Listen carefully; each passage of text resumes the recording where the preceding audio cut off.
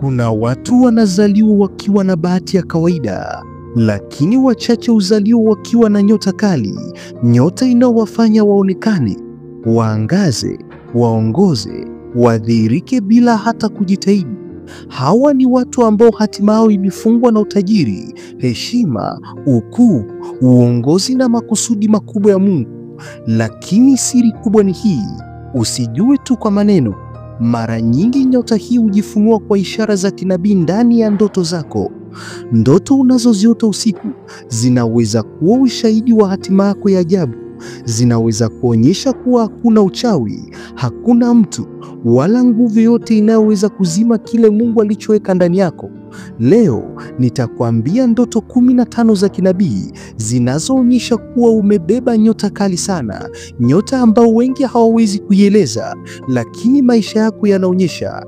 Kabla tujaendelea na somo letu la leo, jambo unalotakiwa kulifanya ni kulike video hii, kisha kukaa kwa kutulia na kufuatilia mwanzo mpaka mwisho. Lakini pia kama wewe ndo mara yako ya kwanza kabisa kuungana nasi na bado huja subscribe, basi nikupe pole, kwa sababu watu wote makini na wanaopenda kujifunza tayari wamesha subscribe katika channel yetu hii ya Nguvu ya Maono Media. Ili nawe uwe miongoni mwa watu makini na wanaopenda kujifunza, basi hakikisha una subscribe kisha unabonyeza kitufe cha alama kengele. Kwa kufanya hivyo, utakuwa miongoni mwa watu makini na wanaopenda kujifunza. Hakika Nguvu ya Maono Media ni mgodi wa maarifa. Twende moja kwa moja tukaziangalie ndoto 15 zinazoashiria unayo nyota kali sana. Namba 1, kuota unapaa angani bila kuogopa. Hii ni ndoto ya watu wachache sana. Ndoto ya namna hii inaonyesha kuwa unao upeo mkubwa sana wa mafanikio. Lakini pia ndoto hii ukijiona ndotoni ukajiona unapaa bila kuogopa, ndoto hii inaweza ikaashiria kuwa unao uwezo wa kuinuka juu ya vikwazo. Lakini pia ndoto hii huashiria nyota yako iko juu kiasi kwamba wachawi hawawezi kuifikia. Mara nyingi baada ya ndoto hii mtu huanza kuona mabadiliko ya ghafla katika mipango yake na maisha yake. Kwa hiyo ukajiona ndotoni ukaota unapaa angani bila kuogopa, ukajiona unapaa angani huku ndani yako kukiwa na amani ya kutosha, ukajiona unapaa angani bila kuogopa, ndoto hii inaweza kuwa inaashiria. Ndoto hii cha kwanza unachotakiwa kutambua ni watu wachache ambao wanaota ndoto hii. Inaonyesha kuwa unao upeo mkubwa sana wa mafanikio, unao upeo mkubwa sana wa mafanikio. Ndoto hii inaashiria unao uwezo wa kuinuka juu ya vikwazo. Ndoto hii inaashiria unao uwezo mkubwa wa kuinuka juu ya vikwazo. Kwa hiyo ukijiona ndotoni unapaa, yamkini unajiona ulikuwa unakimbizwa na watu wanakukimbiza, ghafla ukaanza kupaa angani wakashindwa kukamata. Ndoto hii inaashiria unao uwezo wa kuinuka juu ya vikwazo, una nguvu ya kiroho kwa namna ya ajabu kabisa. Lakini pia ndoto namba 2, kuota nyota yako inang'aa juu yako, au kuota nyota inang'aa juu yako au kwenye kichwa chako.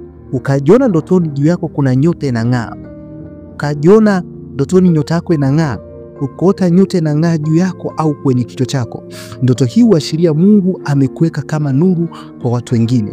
Lakini pia ndoto ya namna hii ukiona nyota inang'aa juu ya kichwa chako, ndoto hii huashiria unayo neema ya mafanikio. Watu ambao wanaota ndoto hii hupendwa pasipo sababu, hupata fursa walizozisubiria kwa muda mrefu. Kwa hiyo ukijiona ndotoni ukaona nyota inang'aa juu yako au kwenye kichwa chako, ndoto hii inakuwa inaashiria Mungu amekuweka kama nuru kwa watu wengine. Lakini pia ndoto hii huashiria unao neema mafanikio, na watu wengi ambao wanakuwa wanaota ndoto ya namna hii hupendwa na watu bila sababu. Hujikuta watu wakiwa wanawapenda sana, lakini pia hujikuta wanapata zile fursa ambazo walizisubiria kwa muda mrefu. Lakini ndoto namba 3, kuota unavaa nguo nyeupe zilizo safi. Nguo nyeupe ni ishara ya wito au neema. Kwa hiyo nguo nyeupe huashiria moyo ulio safi, huashiria baraka zilizofunguliwa. Mara nyingi ndoto hii huja kipindi ambacho mtu anakaribia kupata mafanikio au upenyo wa maisha, kama vile kazi au safari ya ghafla ya mafanikio. Kwa hiyo ukiota unavaa nguo nyeupe zilizo safi, kwa nguo nyeupe, jambo la msingi ambalo utakalo tambue, nguo nyeupe huwa inaashiria ni ishara ya wito au neema. Lakini pia nguo nyeupe huashiria moyo ulio safi, huashiria baraka zilizofunguliwa. Kwa mara nyingi mtu anapoota ndoto hii huja pale ambapo mtu anakaribia kupata mafanikio au penyo. Ukajiona labda kuna jambo fulani umelisubiria kwa muda mrefu, lakini unapokwenda kulala unaota unavaa nguo nyeupe, ndoto hii huashiria baraka zilizofunguliwa. Lakini ndoto namba 4, kuota unapokelewa na watu wengi au viongozi wakubwa. Ndoto hii ukijiona ndotoni unapokelewa na watu wengi au viongozi wakubwa au watu maarufu, ndoto hii huashiria utakuwa na kibali kikubwa mbele za watu. Ukiota ndoto hii huashiria utakuwa na kibali kikubwa sana mbele za watu. Lakini pia ndoto hii huashiria Mungu atakuinua zaidi na zaidi.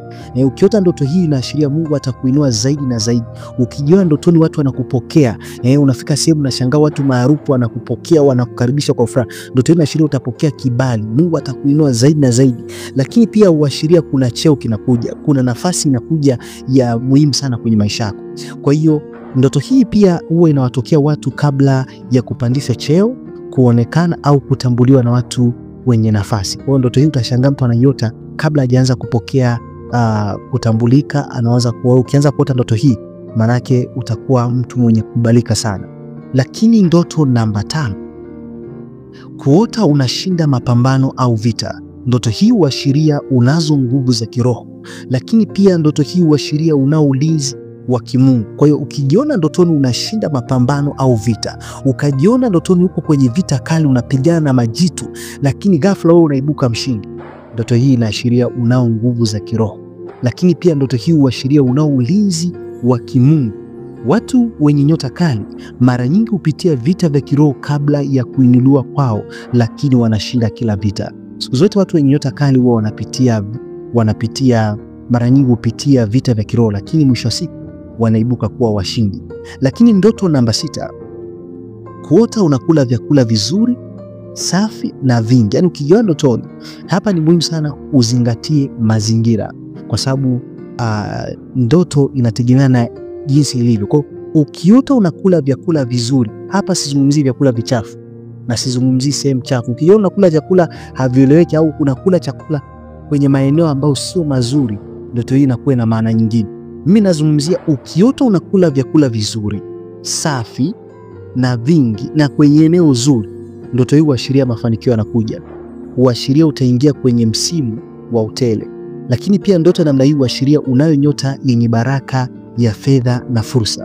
Kwa hiyo ndoto ya kula vizuri sana mara nyingi hutokea kabla ya kupokea baraka ya kazi, tenda, mauzo makubwa au mipango ya kifedha. Kwa hiyo ukiona unakula chakula vizuri, chakula safi kwenye eneo zuri, yani unaona unakula chakula kizuri kwenye eneo zuri, ndoto hii huashiria mafanikio yanakuja, jiandae kwa mafanikio. Lakini ndoto namba 7, kuota unatembea katika njia ya dhahabu au ardhi inayong'aa. Ukajiona ndotoni unatembea kwenye njia ya dhahabu au njia inayong'aa sana, ndoto hii, njia ya dhahabu, inaashiria hatima ya kifahari. Kiota unatembea kwenye njia ya dhahabu, ndoto hii huwa inaashiria njia ya dhahabu inaashiria hatima ya kifahari.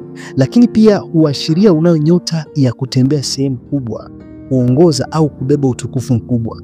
Ndoto hii mara nyingi huja kwa watu ambao Mungu anawaandaa kuwa watu wakubwa katika jamii, watu wakubwa wenye majina makubwa na kadhalika. Kwa hiyo ukijiona unatembea kwenye njia ya dhahabu au njia inayong'aa, ndoto hii inaashiria ndoto hii huashiria unayo nyota ya kutembea sehemu kubwa na kuongoza watu au kubeba utukufu mkubwa, inaashiria hivi.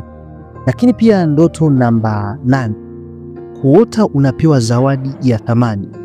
Ukiota unapewa zawadi ya thamani huashiria milango ya mafanikio, kibali, neema itafunguka kwenye maisha yako. Kwa hiyo ukiota unapewa zawadi ya thamani, ukamwona mtu unayemfahamu au usimfahamu, lakini mtu yule anakupatia zawadi ya thamani, ukiota unapewa zawadi ya thamani huashiria milango ya mafanikio, kibali, neema itafunguka kwenye maisha yako. Lakini pia ndoto namna hii huashiria utaanza kupokea vitu au fursa, utaanza kupokea. Kwa ukiota mtu anakupatia zawadi, yamkini fedha au kitu cha thamani anakupatia, ndoto inaashiria kuna milango itaanza kufunguka kwenye maisha yako. Lakini ndoto namba 9, kujiona ndotoni unakimbizwa lakini haushiki. Unaona unakimbizwa na watu lakini wale watu wanashindwa kukukamata, ndoto hii inaashiria ushindi, inaashiria unaulizwa kimungu. Lakini ndoto namba 10, kuota unapita sehemu yenye hatari na udhuriki. Mfano, ukajiona unapita kwenye maji yenye kina kirefu lakini hauzami, au ukajiona unapita kwenye moto lakini hauteketei, au ukajiona unapita kwenye mapori na wanyama wakali lakini hawakushambulii kabisa, ndoto hiyo huashiria unao ulinzi mkubwa wa kimungu. Lakini mara nyingi Watu hawa hutoka kwenye mambo ambayo wengine hushindwa kuyavuka. Ukiota ndoto namna hii, watu wa namna hii wanaota ndoto za namna hii, unajiona unapita sehemu yenye hatari lakini haudhuriki. Ni watu ambao mara nyingi wanapitia kwenye matukio makubwa ambao watu wengine walishindwa kuvuka, wenyewe wanavuka. Yamkini inawezekana ni kwenye eneo la ugonjwa, wenyewe wanapita. Inawezekana kwenye eneo la tabu fulani au janga fulani, lakini kwa neema walionayo, kwa nyota kubwa walionayo, wanashangaa wanapita. Lile eneo ambao wengine walianguka, wengine walikufa pale, yeye anapita. Lile eneo ambalo wengine walishindwa kupenya, yeye anapenya. Ni watu ambao wanakuwa wana neema ya kipekee, wana ulinzi wa kipekee. Lakini ndoto namba 11, kuota unapokea barua, cheti au hati. Ukijiona ndotoni unapokea barua, cheti au hati, ndoto hii huashiria kibali, milango kufunguka. Lakini pia ndoto hii huashiria kuinuliwa. Mara nyingi ndoto hii unatokea kabla hujapata kazi mpya, cheo, tenda au fursa kubwa. Kwa hiyo ukiota unapokea barua, mashangao unaletewa barua, unapokea barua. Yamkini unaweza kuwa unapokea barua kutoka kwa kiongozi mkubwa wa nchi, au unaota unapokea barua kutoka kwa mtu maarufu, au unapokea cheti. Ndoto hii huashiria kuinuliwa.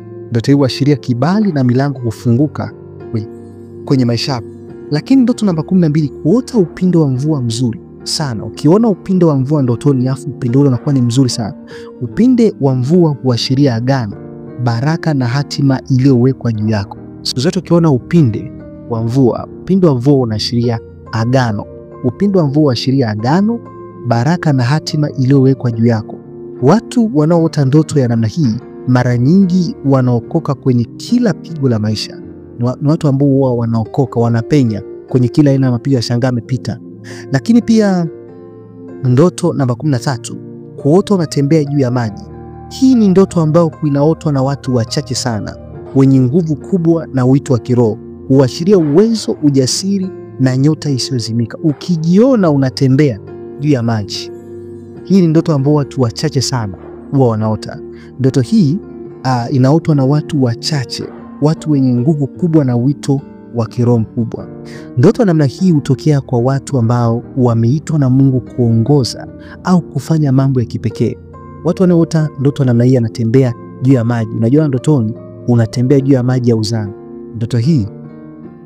Ndoto namna hii hutokea kwa watu ambao wameitwa na Mungu kuongoza na kufanya mambo ya kipekee. Lakini ndoto namba 14, kuota unaongea na viongozi, wafalme au watu maarufu.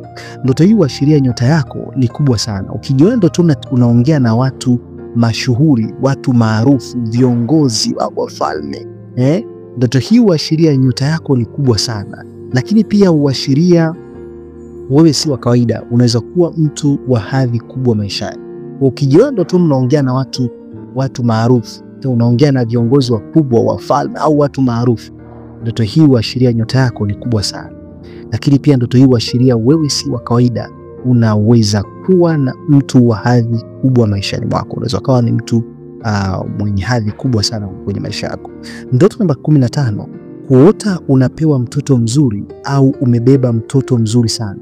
Mtoto katika ndoto ni ishara ya kipawa, mafanikio au nyota mpya inayoanza. Kwa hiyo ndoto hii pia inaweza kuashiria baraka mpya, wito mpya au hatima kubwa inayokuja. Ni matumaini kuna kitu ambacho umejifunza. Kama kuna jambo ambalo umejifunza, naomba comment chini, nimejifunza zaidi. Nikutakia wakati mwema, tukutane kipindi kijacho na kupenda sana.